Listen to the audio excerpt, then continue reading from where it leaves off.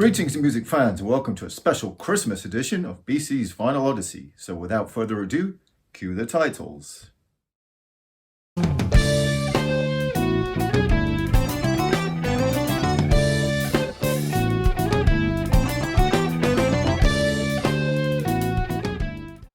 In today's episode, I'm going to be talking about some of my favourite artists and bands that have released Christmas music. So to begin, let's go back to 1975. In 1975, progressive rock supergroup Emerson, Lake and Palmer were on an extended break. The band had released 6 albums by this point and toured the world several times. Singer Greg Lake had written a piece of music on his guitar at his home in West London. The cascading riff reminded him of Jingle Bells, and a Christmas song was developed. Greg Lake teamed up with lyricist Pete Sinfield to write the song I Believe in Father Christmas. Lake said the song is a protest to the commercialism of Christmas. However, according to Sinfield, the song was about the loss of innocence and childhood belief. Basic tracks were recorded in 1975 by members of ELP. In the summer of that year, arranger Godfrey Salmon added a session orchestra and a 30-piece chorus to the track. Whilst recording the orchestra at Abbey Road Studios, Godfrey Salmon tried to create a fun Christmas atmosphere by hiring a stripper. She proceeded to bury her large breasts in the face of the lead violinist, who apparently was not amused. I Believe in Father Christmas was released in November 1975. It made number 2 in the UK charts and was kept off number 1 by Queen's Bohemian Rhapsody. And to quote Greg Lake, "I got beaten by one of the greatest records ever made. I would have been pissed off if I'd been beaten by Cliff Richard." My favourite version of this song appeared on ELP's 1977 album Works, Volume 2. This version is a stripped-down trio arrangement minus orchestra with a wonderful piano coda. I have to say I prefer the track this way. For me, the orchestra gives the production a commercial feel, which is what the song is against.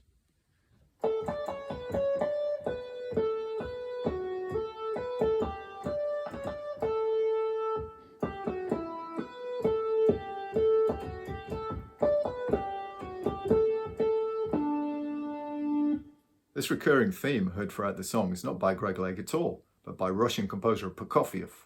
Prokofiev wrote it for a 1934 Soviet film called Lieutenant Kijay, and the idea to use it in I Believe in Father Christmas came from Keith Emerson.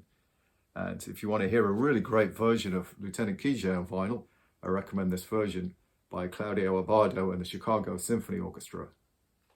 The year is 1979. Kate Bush is in the middle of recording her 3rd album, Never Forever. On December 22nd, Kate appeared on her own BBC TV Christmas special, along with performing current hits such as Them Heavy People and The Man with a Child in His Eyes. Kate premiered a new song called December Will Be Magic Again.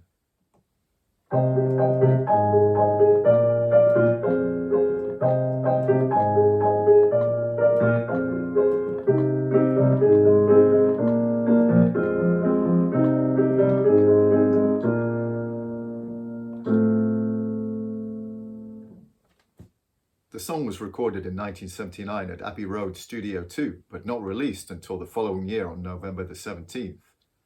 Along with Kate, the song features Alan Murphy on guitar, Kuma Harada on bass, and Preston Heyman on drums and percussion. December Will Be Magic Again was originally released by EMI as a 7-inch record. The B-side is a song called Warm and Soothing. Neither song appear in a Kate Bush studio album. The record was cut and mastered by Chris Blair. Etched in the dead wax, you can see the message Happy Christmas, and also a pair of spectacles which Chris Blair often added to his cuts. The cover is by Nick Price.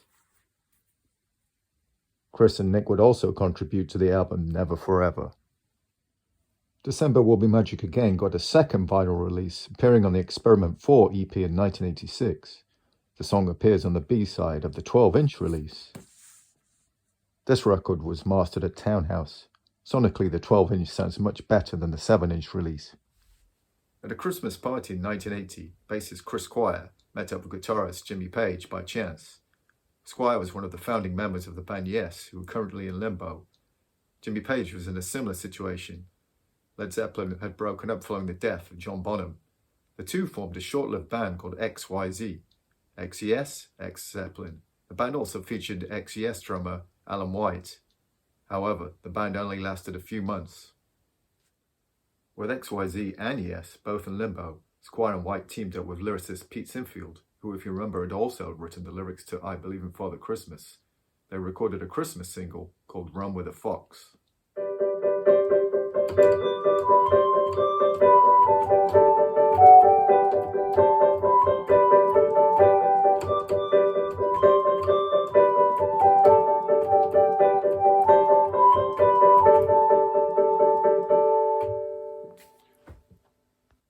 Run with the Fox was recorded in 1981 at Chris Squire's house and released in October of the same year. In charge of orchestration was Andrew Price Jackman, a childhood friend of Chris Squire's, who had also contributed to Chris Squire's 1975 album, Fish Out of Water. The track also features the St. Paul's Cathedral Boys Choir. Run with the Fox was released as a 7-inch single by Atlantic Records in 1981.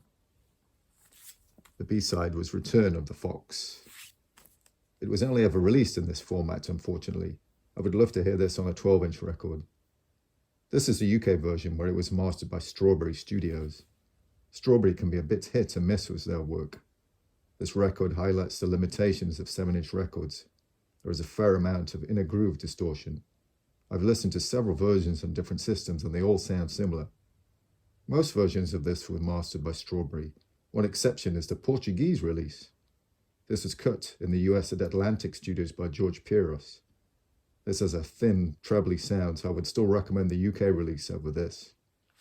I'd like to mention a couple of favourite festive tracks that appear on non-Christmas albums. The first is Ring Out Solstice Bells from Jethro Tull's incredible 1977 album, Songs from the Wood. This track was recorded with the intention of being a Christmas single, but record label Chrysalis disliked the fact it was in 7/4 time. They made the band re-record it in 4/4. But this was eventually scrapped, and the eventual release was in 7/4. Rainbow's 1983 album, Bent Out of Shape, features another seasonal favourite of mine. The instrumental Snowman is based on Walking in the Air. This song was written by Howard Blake for the 1982 animated film The Snowman. So far in this show, I've only talked about records released in the 60s, 70s and 80s, so I'm going to rectify that now and talk about a favourite record of mine released in the last couple of years. In 2021, one of my favourite guitarists, Paul Gilbert, released a Christmas album called 'Twas. It's a selection of Christmas favourites such as Frosty the Snowman and Rudolph the Red-Nosed Reindeer. Now these songs are usually the last thing I want to listen to, but these are the best arrangements I've ever heard of this repertoire. Gilbert takes the cheese out of these songs and makes them rock in fresh and original ways.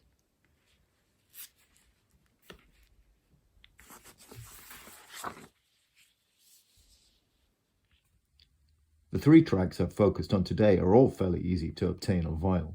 You shouldn't have to pay more than £10 for any of these in near mint condition. And now, a quick word from this week's sponsor. We wish you a Merry Christmas, we wish you a Merry Christmas and a Happy New Year. Thank you, K9, this week's sponsor. Now, if the Grinch threatened me and said, I'll steal your Christmas turkey if you don't pick a favourite track out of these 3, well, I'd have to say my opinion probably changes each year. And I think this year I'm going to have to go with... No. I'm going to go with Run with the Fox this year. I hope you've enjoyed the video today, and I'd like to wish you all a Merry Christmas and a Happy New Year. And I'll see you all in 2024.